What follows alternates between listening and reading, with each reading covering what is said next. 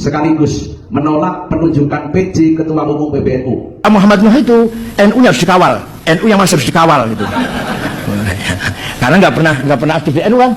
Karena Aman sudah aktif. Surabaya, PCNU Surabaya. Oh gitu ya, saya belum dengar.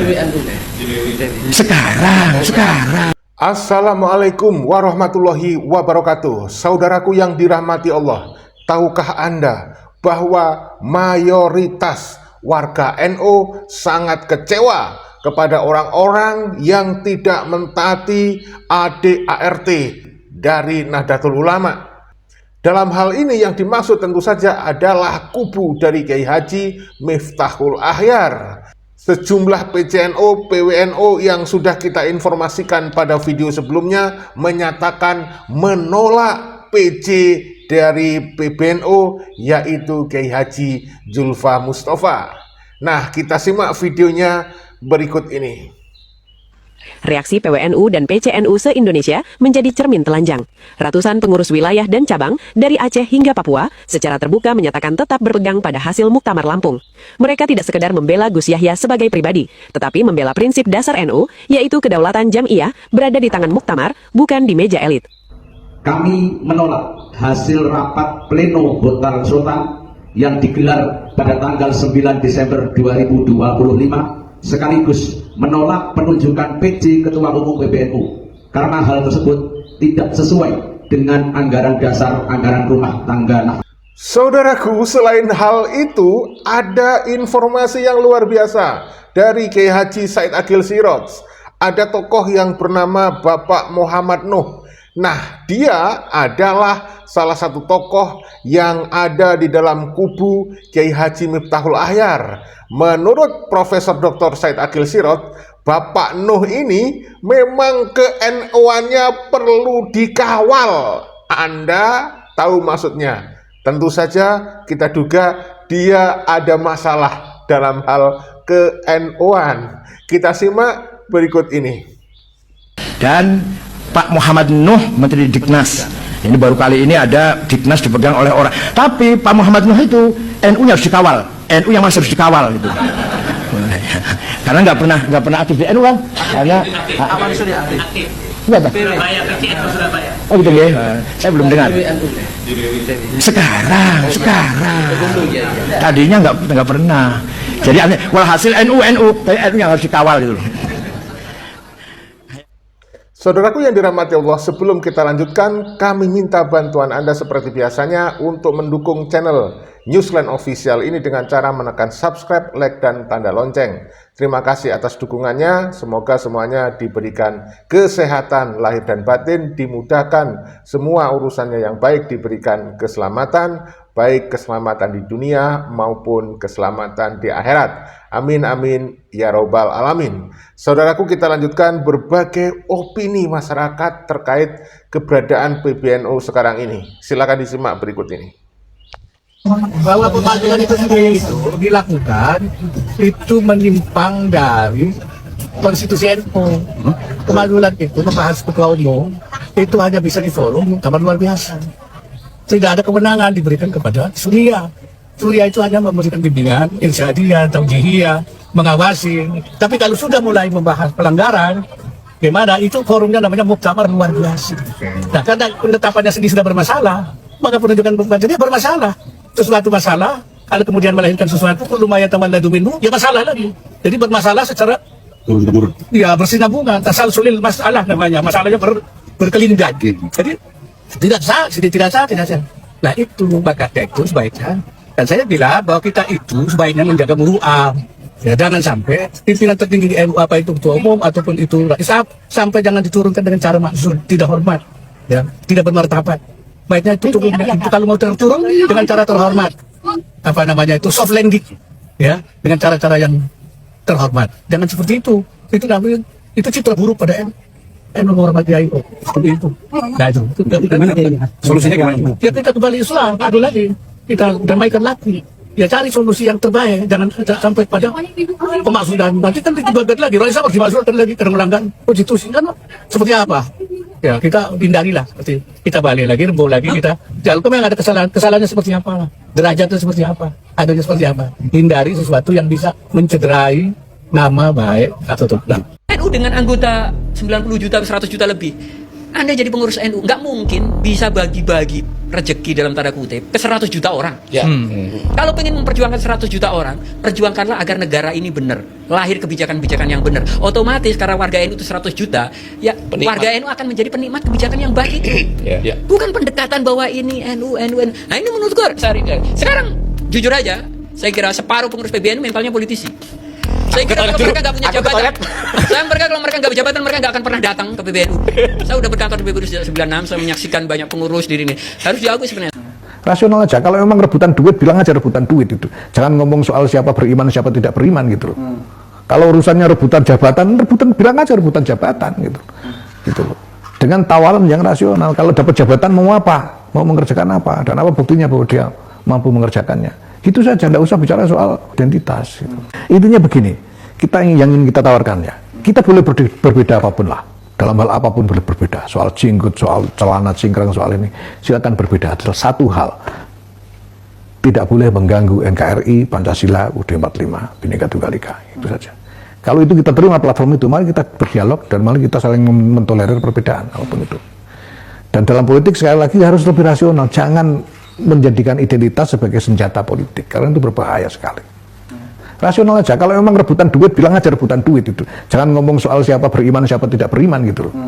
Kalau urusannya rebutan jabatan, bilang aja rebutan jabatan gitu. Gitu loh. Dengan tawaran yang rasional, kalau dapat jabatan mau apa? Mau mengerjakan apa? Dan apa buktinya bahwa dia mampu mengerjakannya? Itu saja, tidak usah bicara soal identitas. Gitu. Di balik rapat pleno syuriah PBNU di Hotel Sultan, kehadiran sejumlah tokoh besar, Habib Lutfi, Kiai Miftahul Ahyar, Khofifah, Muhammad Nuh, hingga Gus Ipul, memantik gelombang kecurigaan yang makin tak terbendung di kalangan warga NU. Malam itu, bagi sebagian orang bukan sekadar forum syuriah, ia terlihat seperti panggung konsolidasi kekuasaan yang dikemas dalam bingkai rapat resmi. Di obrolan internal para kiai dan pengurus wilayah, muncul satu pertanyaan senada. Mengapa tokoh-tokoh dengan bobot politik dan pengaruh sebesar itu hadir bersamaan dalam satu rapat yang sedang dipertanyakan legitimasi dan etikanya? Kehadiran Habib Lutfi dianggap oleh banyak kalangan sebagai indikator bahwa ada kelompok elit kultural yang ingin memastikan arah pleno bergerak sesuai agenda tertentu. Jadi begini teman-teman, dulu ya, Mbah Lutfi bin Yahya ini disinyalir ingin sekali menjadi Rois Am PBNU. Nah, itu awalnya semacam itu. Kemudian terciumlah bau-bau tak sedap itu, bau-bau yang sangat menyengat kebusukannya itu oleh Al-Maghfurlah Kiai Sahal Mahfud. Yang akhirnya bagaimanapun pokoknya tidak boleh. Kalau sampai PBNU ya, Rois Syuriahnya dipegang oleh LBY, maka bisa hancur nih NU ya. Nggak sesuai dengan ADART lagi, ini bisa hancur sekendak dia gitu kan. Akhirnya di situ kemudian Mbah Yai Sahal Mahfud lah yang memegang Syuriah atau Rois Amnya. Kemudian beliau digantikan oleh Mbah Yai Ma'ruf Amin ya. Itu awalnya semacam itu. Jadi sudah ada keinginan untuk menguasai NU pada waktu itu lewat beliau ingin mengendalikan atau memegang pucuk pimpinan tertinggi yaitu Rois Am ya. Terus kemudian karena tidak berhasil, maka dia kemudian ada di Jatman pada waktu itu ya, menjadi Idaroh Ulya kalau nggak salah ya, menurut informasi yang saya dapatkan. Dan 2019 berusaha memisahkan Jatman dari NU. Jatman itu mau dibikinkan badan hukum tersendiri yang mana terpisah dari NU. Ada upaya semacam itu, kemudian ketahuanlah di 2022 kalau nggak salah ya.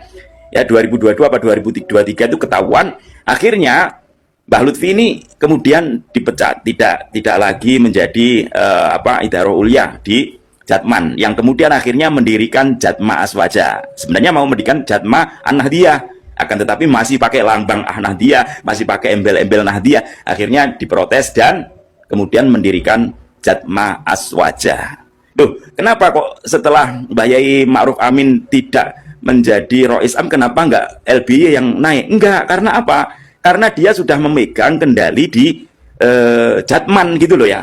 Ketika Gus Dur sebagai ketua umum itu juga dianggap melanggar gitu, karena pikiran-pikiran Gus Dur yang celana itu menimbulkan kontroversi gitu. Itu sama Rois, Mas?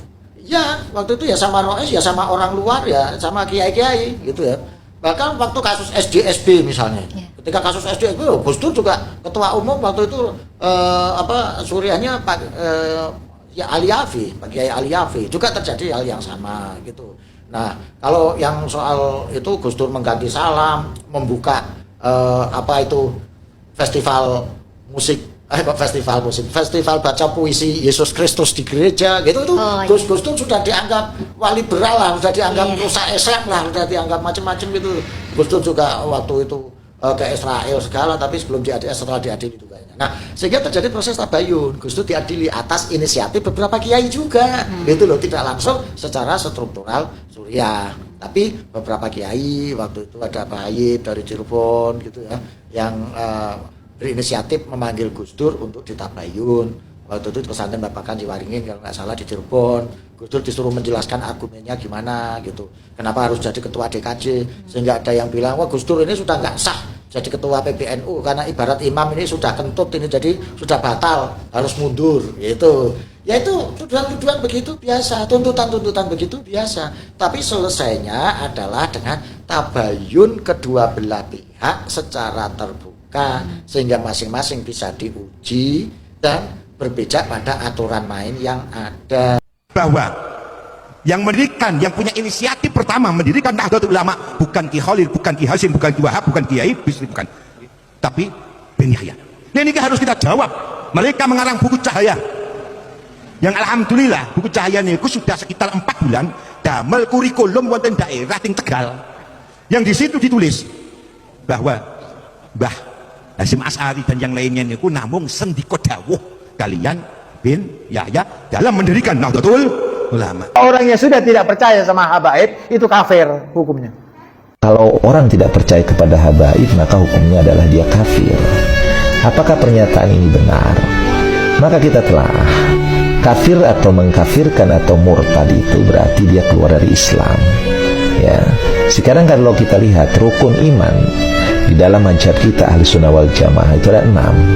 Iman kepada Allah, iman kepada malaikat Allah, iman kepada kitab Allah, iman kepada Rasulullah, iman kepada hari kiamat, dan iman kepada qada dan qadarnya Allah Subhanahu wa taala.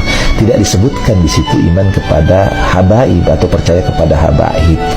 Jadi orang ini sudah mengada-adakan dusta atas nama agama, ya, sudah membuat hukum yang tidak pernah Allah dan Rasulullah mengeluarkan hukum tentang hal tersebut. Maka orang ini justru diancam oleh Rasulullah, man kadzdzaba alayya muta'ammidan falyatabawa maq'adahu minan nar. Orang yang mendustakan atas nama Rasulullah SAW, berdusta atas nama Rasulullah SAW, maka tempatnya adalah neraka. Maka apa yang diucapkan oleh orang ini, yang katanya seorang Habib ini, adalah ucapan yang dusta, karena tidak ada dalilnya tentang hal itu. Bahkan dia sudah membuat-buat kebohongan atas nama Rasulullah SAW, atas nama Allah. Maka tempatnya adalah neraka bagi orang yang seperti ini. Ini kan sudah pasti, kecuali kalau dia bisa menunjukkan dalilnya bahwa ketika tidak mencintai atau tidak percaya kepada habaib itu adalah bisa hukumnya kufur. Ada nggak dalil Al-Qur'annya? Ada nggak dalil hadisnya? Kalau tidak ada, maka orang yang seperti ini, itu kata baginda Nabi Muhammad SAW, tempatnya adalah neraka. Sampai suruh turun dari oleh Islam, sekarang saya turun. Tapi kan ada mekanismenya.